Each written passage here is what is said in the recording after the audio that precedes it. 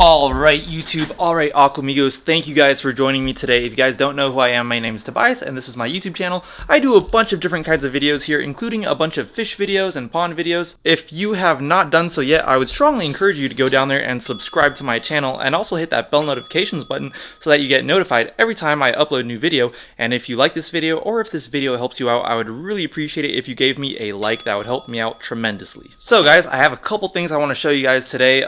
This right here is aquarium filter media. It is actually virgin polyester fiber, and this is the stuff that's used in a lot of like aquarium filters and stuff. You just kind of go in there, cut off however much you need, put it inside your filter, and yeah, this is like supposed to be the more inexpensive way to do it. A lot of people, what they use is they use the polyester filling that's used for like stuffed animals and pillows and stuff.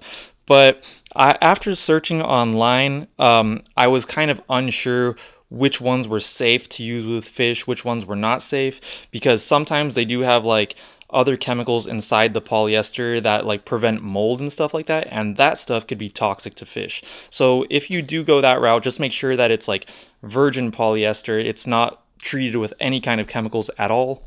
So this one is actually meant for aquariums, so this one's actually safe. And what I'm going to be doing today is I'm going to be trying to make my own pond filter. This is something that I've wanted to do for a while, and you know, I've been kind of researching it and it doesn't seem that hard to do.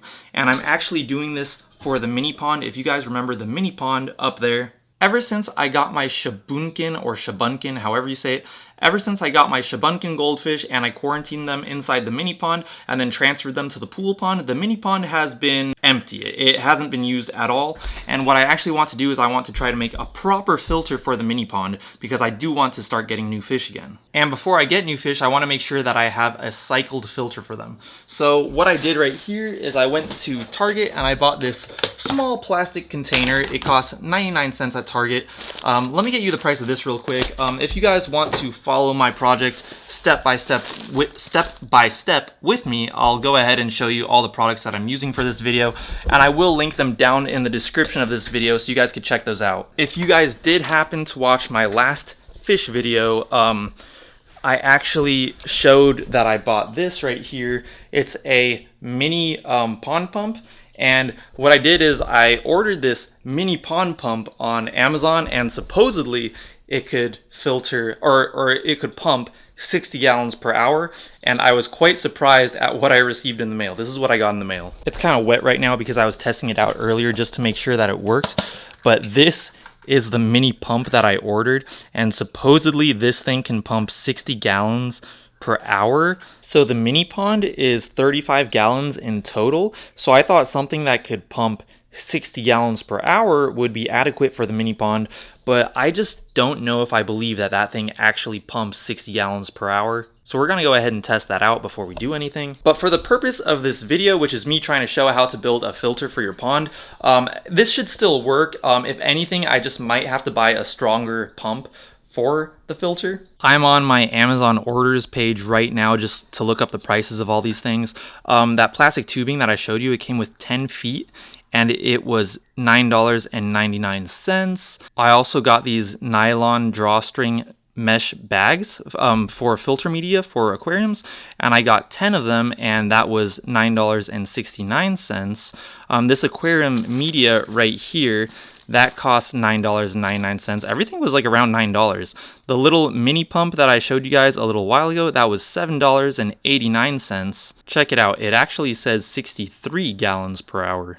These right here are those nylon bags that I was talking about. This is how big they are. They're actually quite large, and the reason I bought these is I'm going to fill these with lava rock, or just one of them. I'm going to fill one of them with some lava rock to add filtration for the pond. Lava rock is a good material to use for housing beneficial bacteria, and of course this is going to be the actual housing for our filter. And this was 99 cents at Target, and it also came with a lid. The lid is right here. I'm gonna go ahead and give you guys kind of a run through how I want this to work. Alright guys, so here we are. We're up at the pool pond, and if you guys saw my last video, you would have seen me making this netting that goes over the pool pond now, because it's to help keep debris out of the pond, and it really helps as we get into like the windier season. Today's actually like a beautiful day, no wind at all, but it's really gonna help when it does get windy. Hey fishies. And of course, guys, this is the mini pond that I was talking about. Let's go ahead and clean it out really quick, and then we'll see how we're gonna do this thing.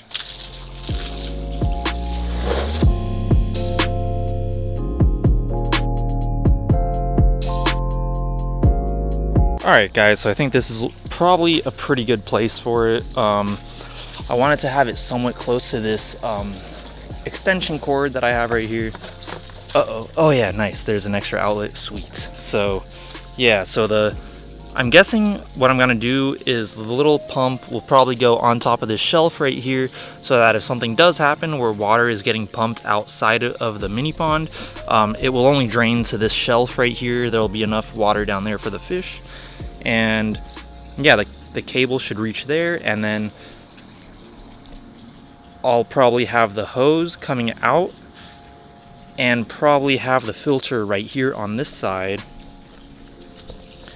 So I'm just gonna go ahead and figure out how I'm going to have the filter box like stand right there.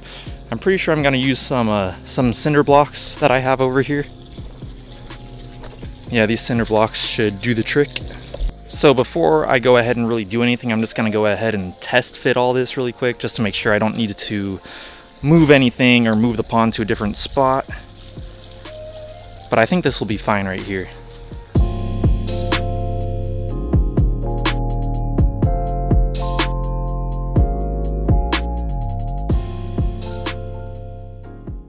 Alright guys, so it looks like everything is going to fit just fine.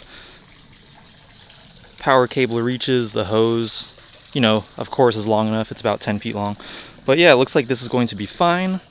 I got the height of this plastic container just at the height that I want. I think that's pretty good. And then what I'm going to do is I'm going to cut down in here and then build kind of like a little trough, I guess, for water to pass from here into the pond. And that's probably going to be the most challenging part of this little project. What I want to do now is I just want to test really quick to see if this little pump is even strong enough to pump water into the plastic container. So what I'm going to do is I'm going to put this bucket, where is it? Oh, this bucket right here.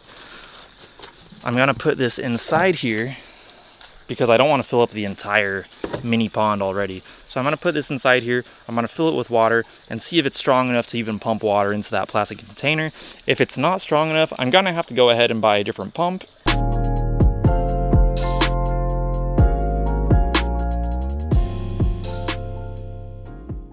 Alright guys, so the pump is, you know, pumping the water.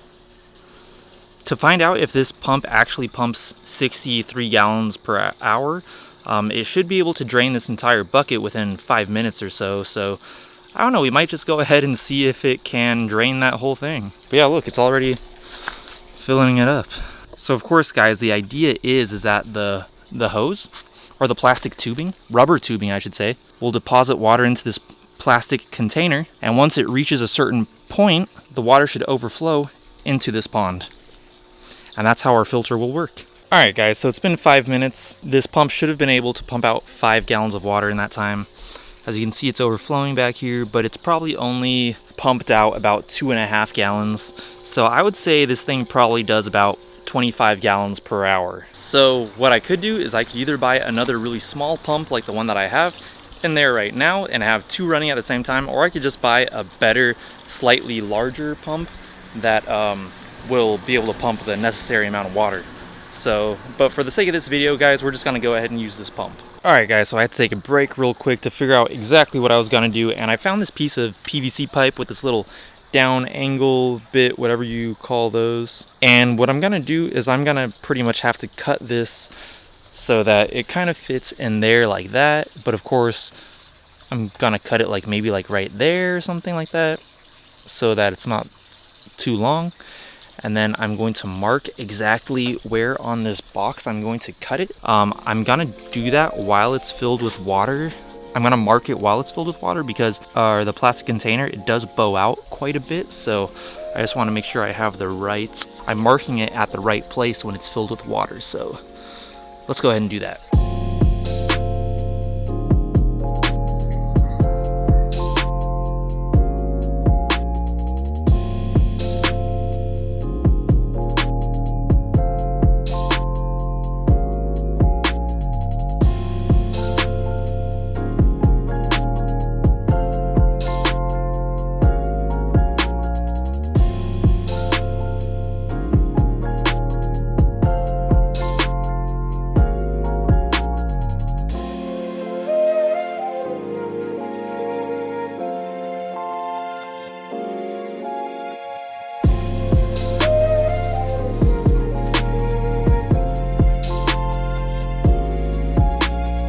Alright guys, so that's what we have right now. I got the hole in the plastic container.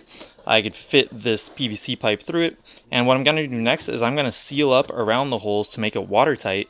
I'm going to seal up around it with some aquarium silicone. And if you look right behind me, we have one of my employees here getting a shipment ready. Get back to work! Get back to work, no breaks!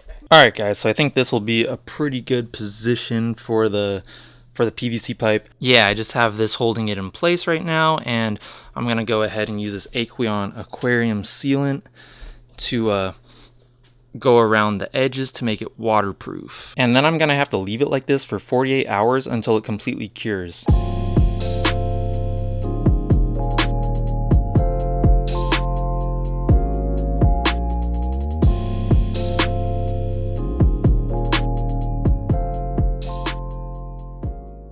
Alright guys, there we go. That's what it's looking like. I used like way more than I needed to, but I'm not very good at doing this, so that's just how it came out. Yeah, and then I went ahead and smeared it around with my finger just to make sure it got into all of the crevices. Make sure that there's no space that the water can get through. And we're just going to have to leave this for the next 48 hours. Alright guys, so keep watching because I will be finishing this whole thing in this video, so I'll talk to you guys in a few days.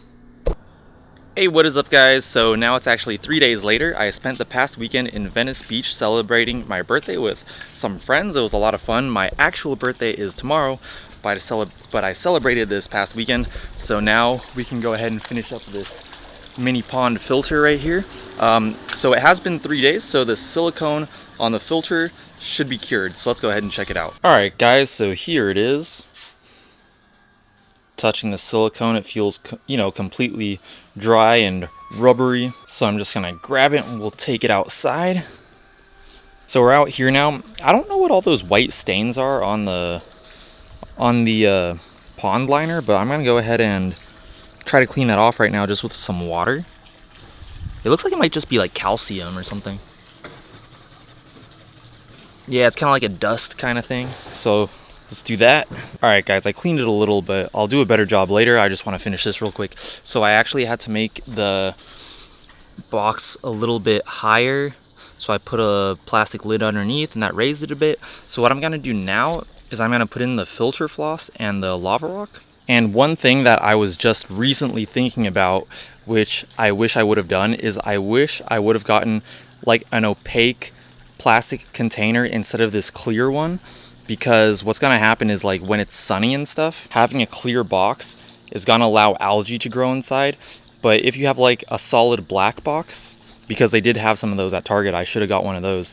If you have a solid black one, you know, it won't allow the sunlight in. So what I'm probably going to do is I'm going to probably spray paint the outside of the box, being very careful so I don't get any spray paint like, you know, inside the box or inside the pipe or anything like that. I'm going to be very careful to only spray paint the outside. But as for now, I'm just going to leave it like this and finish building the filter.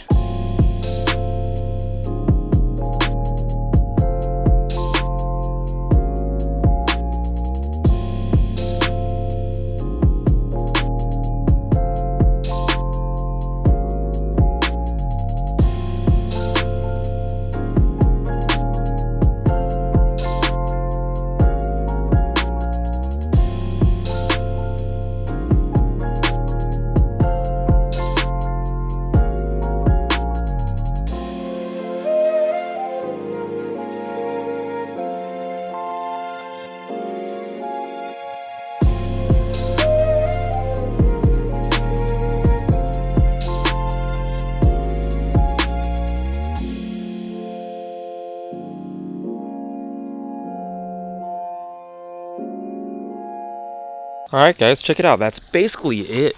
But as I was saying earlier, I'm definitely gonna get a different pump because it's definitely not pumping as much water as it should. Like that's barely a little trickle that's coming out of the filter. But that's the basic idea. So guys, if you want to like follow kind of this idea that I did, this is like basically what you could do. It's really easy to do, except you will need, you know, a sufficient pump.